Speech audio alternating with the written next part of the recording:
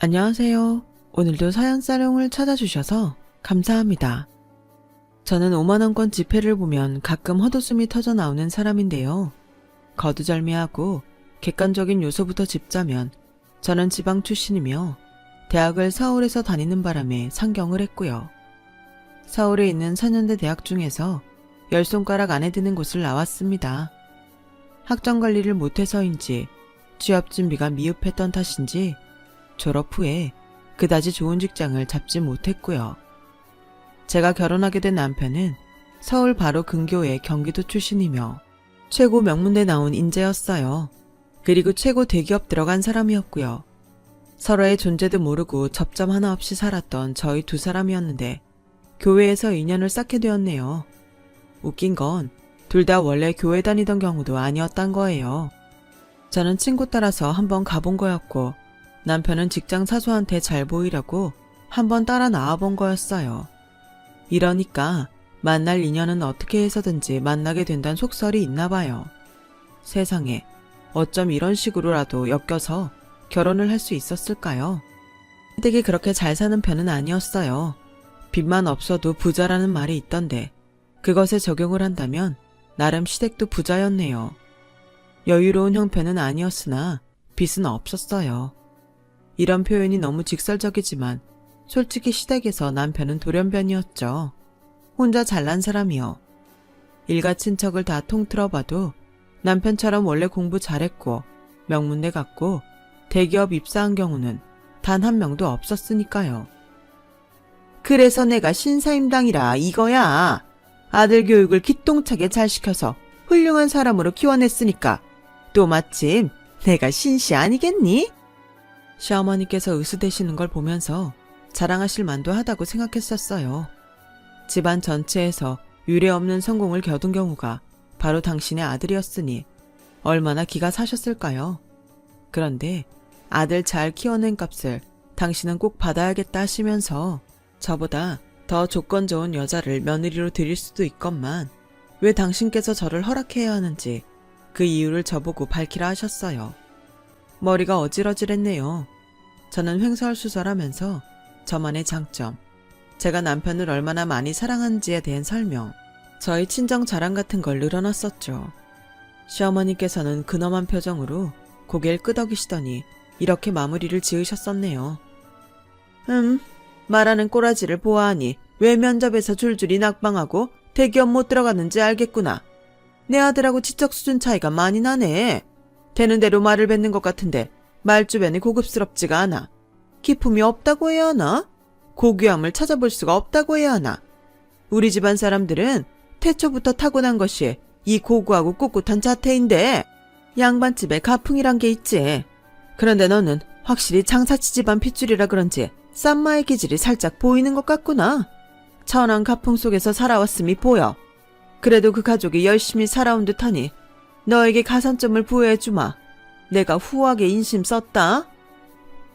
그 가산점 받으면 어떻게 되고 거기서 안 받았으면 어떻게 되는 거였는지 궁금했는데요. 어색하게 웃느라 구태여 안 여쭤봤었네요. 그래놓고 얼마 안 있어 결혼 날짜부터 잡혔다는 게 가장 웃기는 대목입니다. 시아버지께서 제 친정 집안의 내력을 접하시곤 단박에 결혼 밀어붙이셨거든요. 하도 단호하게 결혼으로 이끄셔서 나머지 사람들은 모두 어리둥절하게 끌려가는 모양새였어요.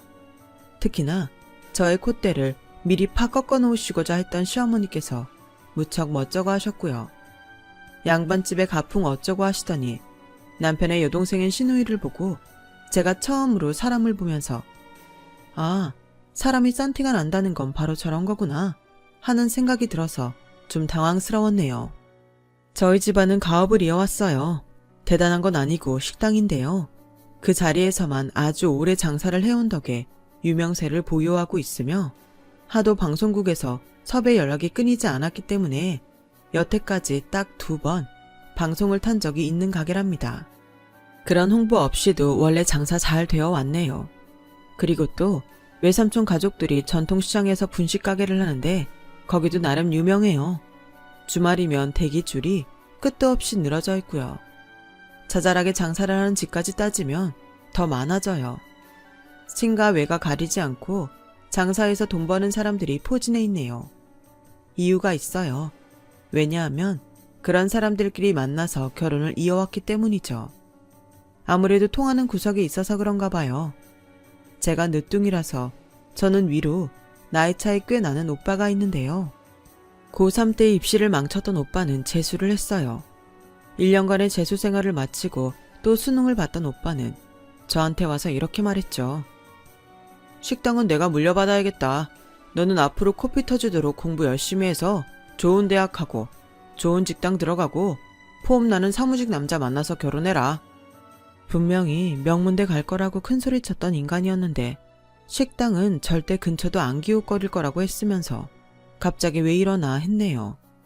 저는 코올리게 초등학생이었는데 저한테 그렇게 말해봤자 뭘 알아듣나요? 그래서 오빠의 말에 시큰둥하게 반응했는데요. 그날 밤 부모님께서 오빠를 쥐잡듯이 잡으시는 걸 듣고 숙연해졌죠. 오히려 장놈보다 시험을 더 못 보다니 네가 이러고도 사람 새끼냐면서 엄마가 엉엉 우시는 소리가 들려왔고 아빠는 한숨을 크게 내쉬면서 오빠 보고 군대나 일찍 다녀오라고 하셨어요. 오빠가 그간 재수생활하느라 힘들었으니 좀 놀다가 입대하겠다고 하자 그 즉시 아빠는 이웃집에 가서 바리깡을 구해오셨습니다. 그 늦은 시각에 말이에요. 이웃집이 애견 미용실을 운영하던 집이어서 개털 깎는 바리깡이 집에 있었다던데 아빠가 그걸 가져오셨다는 게 지금 생각해도 너무 황당해서 웃음이 나오네요. 군대 간 오빠가 없는 조용한 집에서 저는 왠지 모를 압박감이 느껴져서 공부를 열심히 하게 되었죠. 제가 서울로 대학을 가게 됐을 무렵에 오빠는 식당 일을 본격적으로 배우고 있었고요. 훗날 식당을 물려받을 각오와 포부가 있는 여자를 만나더니 결혼까지 골인했어요. 제 새언니인데 저만 보면 한동안 계속 서울에 계실 거죠? 내려오실 건 아니죠? 식당 일에 관심 없는 거 맞으시죠? 네? 이런 질문을 제 귀에 대고 속사포로 뱉는 사람에 제가 얼마나 난감했었는지 몰라요. 가업 있는 거에 하등 관심이 없다고 말을 하고 또 하고 아주 돌림노래를 불러줘도 새언니는 의심스러운 눈초리를 거두지 않았어요. 정작 오빠는 별 생각도 없던데 왜 새언니가 그리 굴었던 것인지. 아무튼 제가 결혼할 것 같다는 소식이 전해지자 가장 발벗고 나서서 저의 결혼에 적극 찬성을 했던 인물이 바로 새언니랍니다. 시댁에서는 시아버지가, 친정에서는 새언니가 작정하고 빠른 결혼 추진을 주장하는 인물이 하나씩 있으니 번갯불에 콩 구워 먹듯 결혼이 성사되어 버렸던 거예요.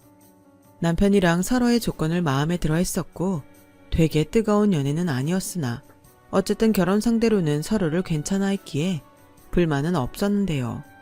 과정이 좀 갑작스러웠기에 얼떨떨한 건 확실히 있었던 것 같아요. 남편은 옛날부터 집안에서 혼자 공부머리가 좋았기 때문에 아무도 날 이해 못해 라는 생각을 가지고 살아왔어요.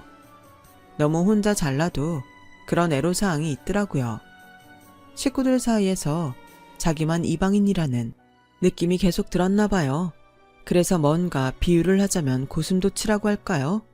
은근하게 나를 세우면서 너는 날 몰라 이렇게 구는 경향이 있었어요. 저는 워낙에 너는 너고 나는 나다 이런 성향이 있는 사람이라서 남편의 그런 면모에 타격을 받지 않았어요. 그러거나 말거나였죠. 하지만 시댁 사람들은 남편한테 은연중에 서운함을 많이 받고 살아왔던 모양이에요. 같이 부대끼면서 정을 나누고 싶어하는 게 시댁의 특성이었는데 남편이 무뚝뚝하니까요. 대기업 입사에서도 용돈만 딱 드리는 게 끝이었대요. 그걸로 도리를 다 한다고 남편은 생각했으나 시댁의 입장은 달랐어요. 기껏 뼈 빠지게 남부럽지 않은 인물로 키워놨으면 응당 살가운 보답이 돌아와야지. 가족하고 시간도 더 보내고 여가 시간도 가족들하고 쓰고 그래야 할 텐데 맨날 멋쩍어 하고 회사 일이나 하고. 에휴, 아들 잘 키운 값 신사임당 활동비 그건 앞으로 며느리한테 정산 받아야겠다. 나한테 다른 수가 있겠니? 예? 며느리요? 저요? 제가 뭘 어떻게 정산을 해드려야 하는 걸까요, 어머님? 너는 내 아들보다 일도 적게 하고 한가롭잖니? 그러니까 네가 앞으로 네 시댁 식구들을 살뜰히 보필하고 주말이나 어디 때가 되면 좋은 곳에도 데려가고 늘 시댁 식구들이 심심하게 지내고 있는 건 아닌지 살피면서 온 정성과 신경을 다 쏟는 게 며느리로서 할 도리 아니겠어? 응당 며느리란 출가 외인으로서 더 이상 자기 친정에 관리할 게 아니라 자기 시댁에 한 몸을 바쳐야 한단다.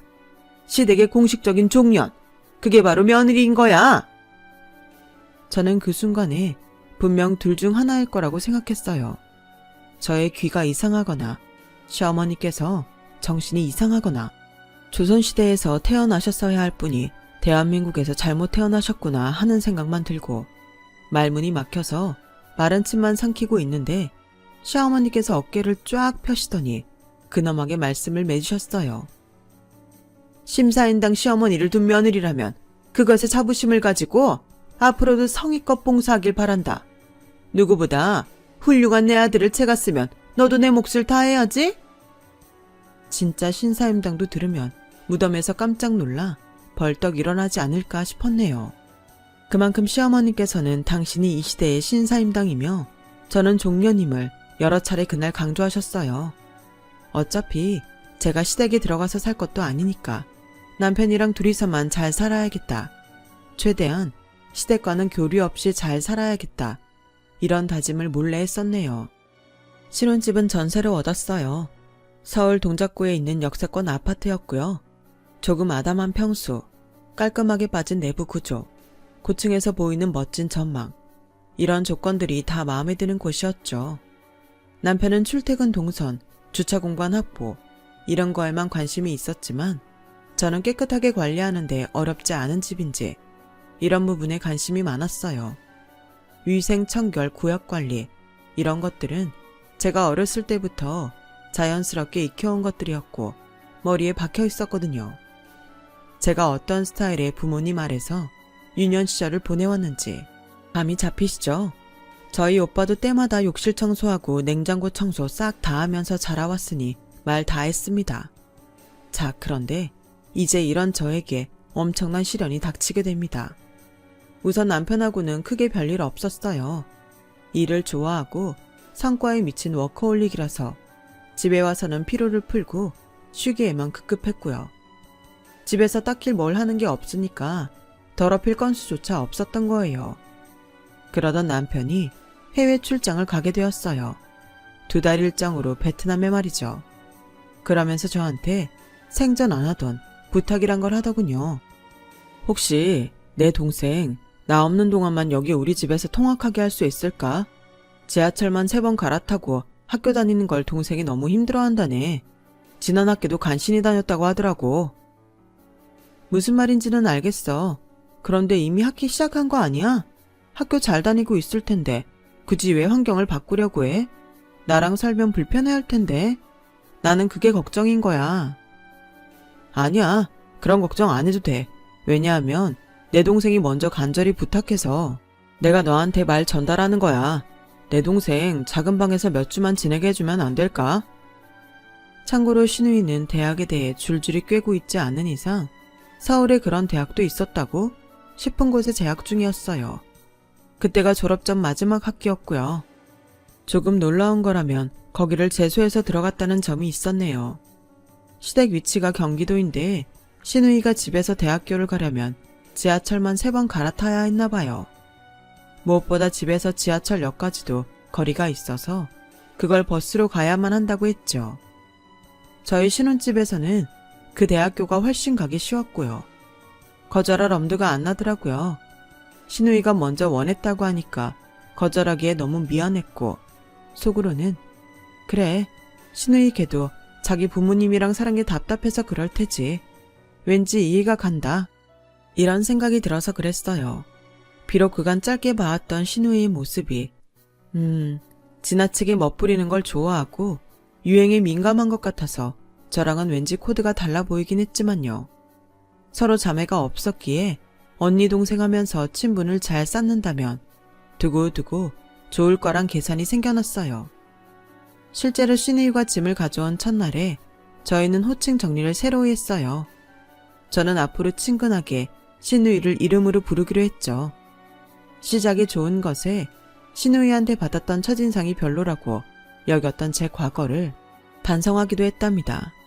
하지만 그때부터 저의 시련이 시작되었어요. 세상에서 가장 긴 7주였죠. 남들하고 비교를 안 해봐서 객관적인 수치는 모르겠으나 제가 화장품을 어느 정도 갖추고 사는 편이에요. 지인한테서 소소한 선물을 받게 되면 그게 화장품인 경우도 많았고요. 제가 립스틱도 여러 개 가지고 있었는데 외출할 때는 수정 화장에 편한 립그로스 하나만 휴대하곤 했죠. 그런데 신우이랑 같이 산 지 2주? 거의 보름도 안 되었을 때였어요. 이상하게 제 립스틱들의 양이 줄어가고 있다는 느낌을 받았죠. 색이 부담스러워서 가끔씩 바르는 립스틱이 있었는데 그날 모처럼 그걸 발라보려고 뚜껑을 열었더니만 딱 봐도 양이 줄어있는 거예요. 이상하잖아요. 저는 그걸 원체 잘 바르지도 않는데요. 기억 속 남은 양이 4cm 정도라고 친다면 제 눈에 보이는 양은 3cm 정도였어요. 그때는 착각인가 했는데 다른 립스틱들도 전부 그렇더라고요. 그리고 며칠 후에 소름이 끼쳤죠. 와, 그 사이에 립스틱들의 길이가 조금 더 줄어있는 거예요. 진짜 농담 아니고 저는 그때 제가 정신분열증 같은 거 걸린 줄 알아서 잠깐 겁먹기까지 했었어요. 고민하다가 신우이한테 물어봤었죠. 범인이라고 한다면 솔직히 신우이밖에 없잖아요. 저기 지연아, 이런 거 물어봐서 미안한데 혹시 내 립스틱 쓴 적 있어? 모양이 좀 달라진 것 같아서. 네? 아니요? 저는 잘 모르겠는데요. 왜 저한테 물어보세요? 언니는 제 입술이 언니 립스틱 바른 것처럼 보이세요? 저 입술에 각질 많아서 립스틱은 아예 안 발라요. 아시잖아요. 알기는 제가 어떻게 하나요? 아무튼 신우이가 펄떡 뛰면서 잡아떼더라고요. 질문 한번 던져본 것뿐인데 입술을 파르르 떨어댔어요. 누가 뭐든 신우이가 한 짓은 확실했죠. 그런데 어떻게 그 많은 양들이 줄어들 수 있었을까 하는 의문이 있었는데요. 놀랍게도 그 이튿날에 해답을 마주했네요. 신우이가 씻으러 들어갔는데 작은 방에서 휴대폰 벨소리가 울리는 거예요. 전화가 오는 모양이었는데 계속 끈질기게 울리더라고요. 시끄럽기도 해서 제가 작은 방으로 들어갔죠.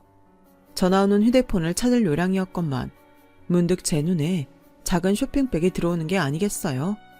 제가 미니 손지갑을 사면서 받았던 코치 브랜드 쇼핑백이 방구석에 있길래 저도 모르게 무심코 그걸 들여다봤죠.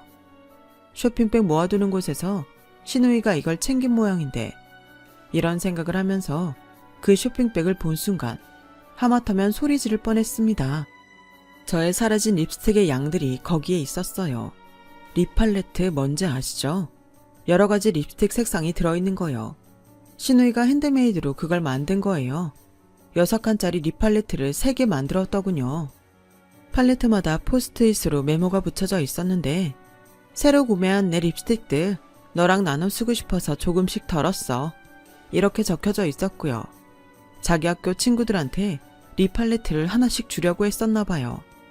네임펜으로는 팔레트 겉면에다가 정성스럽게도 샤넬 코코샤인, 아르마니 지오, 맥 레비싱 이런 식으로 립스틱 이름들을 적어놓은 모양새였고요. 제 립스틱들을 조금씩 잘라다가 소분해서 이런 걸 만들었다는 게 너무 어처구니가 없었고 말문이 막혀서 정신도 멍했어요. 그런데 이미 벌어진 일, 어차피 오래 동거할 것도 아니고 한 가족인데 괜히 들추지 않는 게 이득이다 싶어서 아무 말도 안 했어요. 그런데 신우이가 손버릇 자체가 나쁘더군요. 공병에다가 몰래 제 향수도 덜어갔어요. 립스틱이니 향수니 이런 건 제가 애교로 봐줄 수 있어요. 하지만 오랜만에 꺼내든 제 구찌 가방을 마주한 순간 분노가 끌어올랐네요. 제가 포인트 컬러로 매치하려고 빨간색으로 구매했던 크로스백이었는데요. 신우이가 저 몰래 그걸 메고 나갔다가 하필 뭘 묻혀왔던 모양이에요. 오염 묻은 것까진 가방 쓰다 보면 그럴 수 있잖아요. 신우이가 저한테 가방 메고 나갔다가 더러워졌다고 말했다면 그냥 넘어갔을 거예요. 하지만 신우이는 오염된 부분 위에 빨간 매니큐어를 덧칠하는 만행을 저질렀네요. 상식적으로 어떻게 그런 조치를 취할 수 있었을까요? 가방을 쥔 제 손이 덜덜 떨려왔어요. 지난 기간 동안 신우이를 참고 지냈던 순간들이 제 눈앞을 파노라마처럼 스쳐갔죠.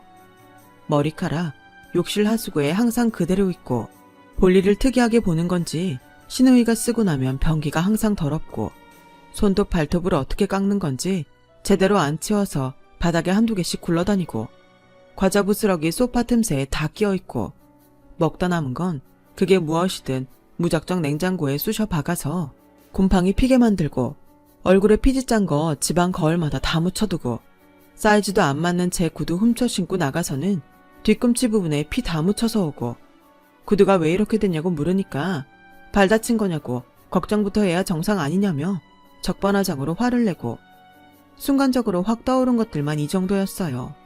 압축하고 압축한 게 이 정도였으니 제가 눈이 돌아갈 만했죠. 지연아, 너 해도 너무한 거 아니야? 내가 어디까지 용인해줘야 돼? 난 내가 유별나게 깔끔 딴다고 생각 안 해. 네가 지저분한 거지. 게다가 내 물건을 어디까지 손대고 망쳐놓을 셈이야.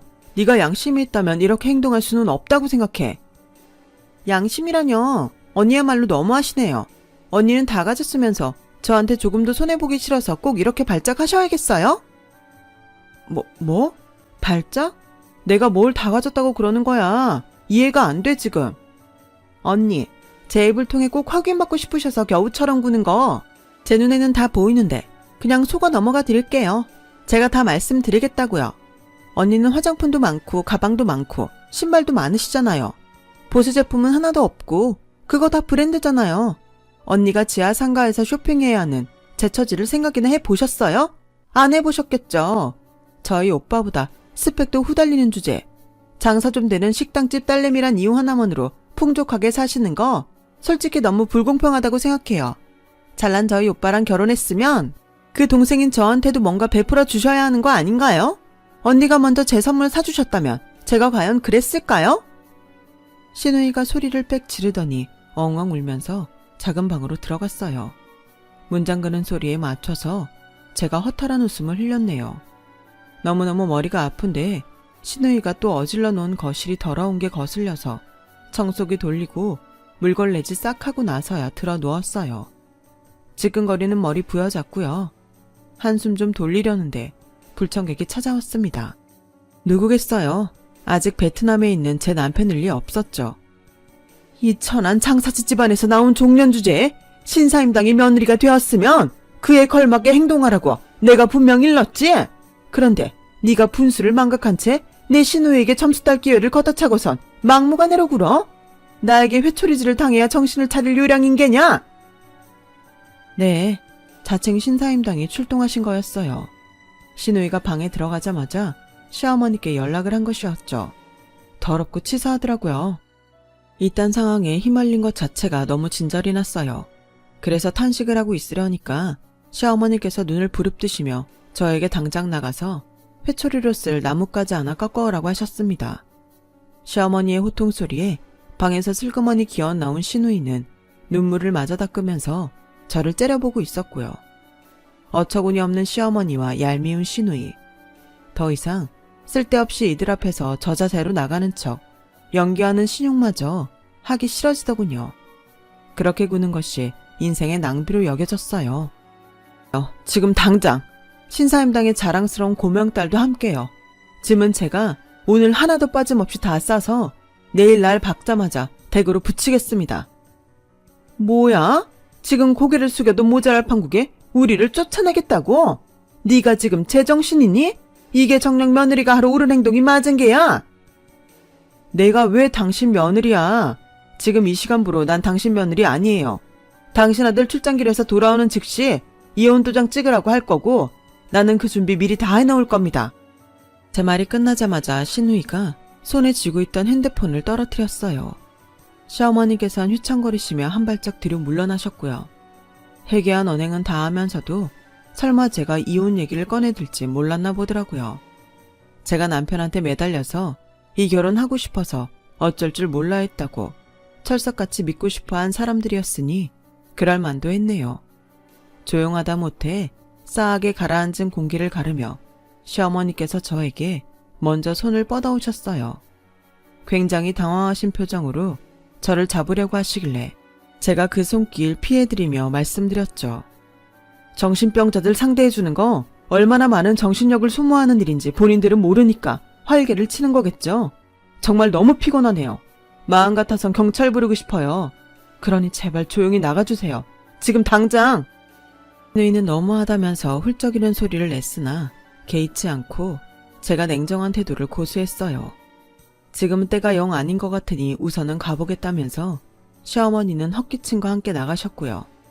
못 박힌 듯 서 있던 시누이는 시어머니의 퇴근에 마지못해 따라 나서더군요. 어찌저찌 상황을 끝내고 나서도 계속 머리가 아파서 두통약 먹고 잠들었었어요. 남편은 돌아오자마자 저한테 2가지 말을 동시에 했습니다. 철없는 동생을 둔 오빠라서 내가 정말 미안하고 면목이 없다. 그런데 너도 대처가 너무 심했어. 그건 정도를 지나쳤다고 생각해. 우리 엄마한테 죄송했다고 인사는 드려. 자기가 저한테 미안한데 저도 시어머니께 미안한 게 있다는 거였어요. 같이 시댁에 가서 대화 좀 나눠보자고 남편이 자꾸 그러길래 가봤죠. 그랬다가 제가 엄청 놀랐어요. 전에 딱 한 번 가봤던 시댁의 인상은 이게 아니었는데 그때만 대청소한 거였나 봐요. 부시에 방문했더니 내부가 왜 그렇게 더럽던지요. 솔직히 거기에 너무 충격받아서 시어머니께서 뭐라 떠드시는 내용은 잘 들리지도 않았네요. 요점은 시어머니께선 충분히 부리실 만한 유세를 부린 것뿐인데 제가 감히 반응했던 거였죠. 저는 대꾸하기도 싫어서 입술을 꾹 붙이고 아무 말도 안 하고 고개만 몇 번 끄덕이다가 나왔습니다. 남편이 그러더라고요.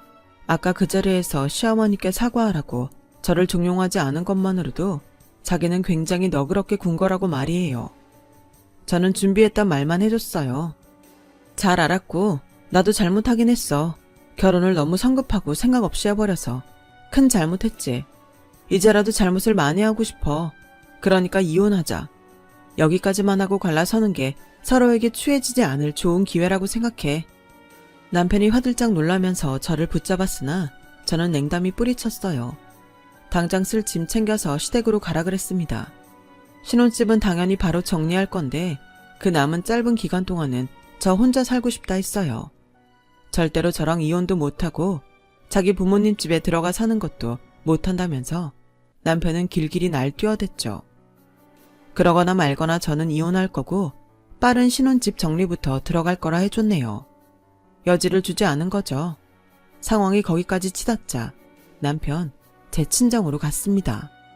식구들 앞에서 남편이 머리 숙이고 사죄하면서 이혼을 막아달라고 빌었대요.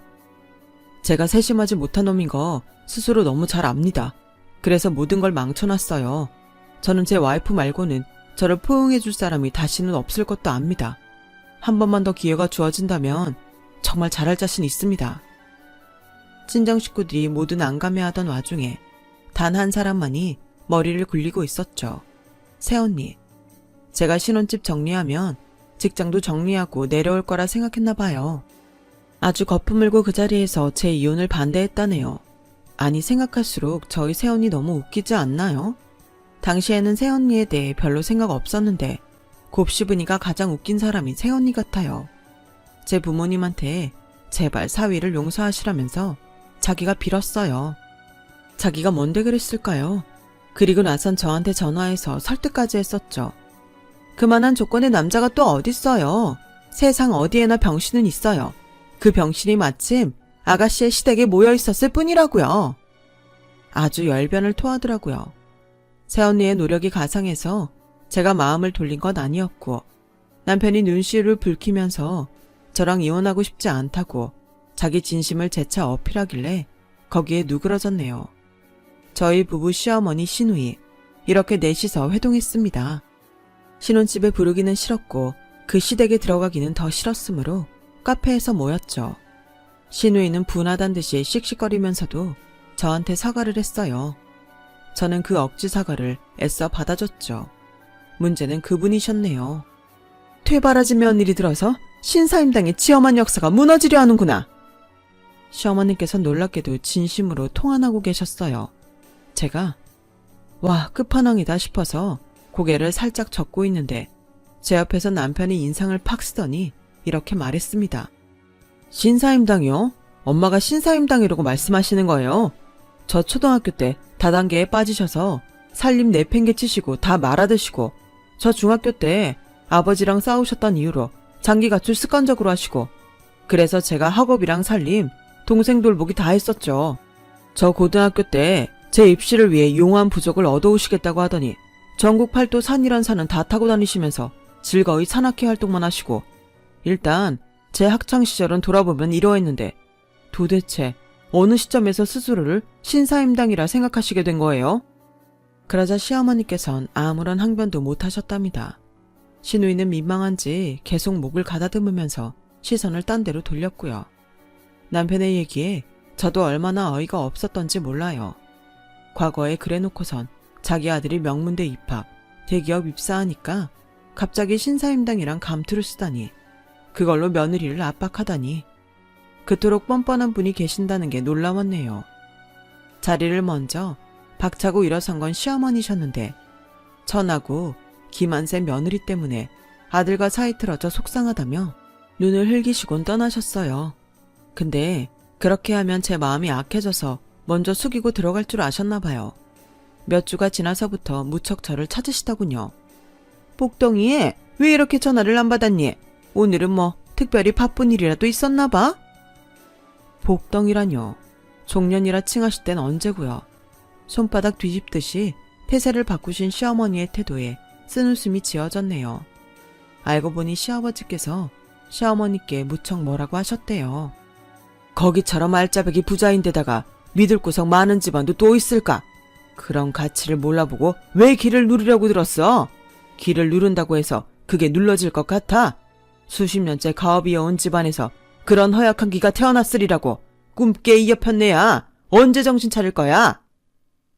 그래서 시어머니께선 주눅이 드셨던 거죠. 당연하다면 당연하게도 시어머니와는 거리를 많이 두고 지내게 됐답니다. 애가 타셨는지 이런저런 술을 쓰시기도 했는데 다 무용지물이었죠. 원래 자기 가족한테 애틋함 없고 무뚝뚝한 남편이 저에게 협조를 아주 잘해주었고요. 그리고 시누이 대학 졸업하고 취업 전선에 뛰어들고 보니까 현실 감각이란 게 생겼나 봐요. 예전에는 자기가 너무 철이 없었다면서 눈물 콧물 흘려가며 저에게 호소를 해왔어요. 친하게 잘 좀 지내자고 하더군요. 저한테 어찌나 살랑거리던지요.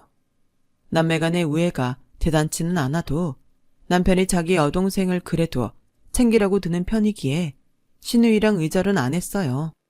의도한 적은 한 번도 없었으나 어쩌다 보니 시댁 쪽을 꽉 잡고 사는 며느리가 되어버렸네요. 이래서 사람 일은 한 치 앞도 모르는 거라고 하나 봐요. 제 이야기 들어주신 분들의 앞날이 술술 풀리길 바라면서 이만 마치겠습니다. 여러분, 사연 댓글에 응원과 현명한 조언 부탁드려요. 좋아요와 구독은 저에게 큰 힘이 됩니다. 오늘도 좋은 일 가득하세요.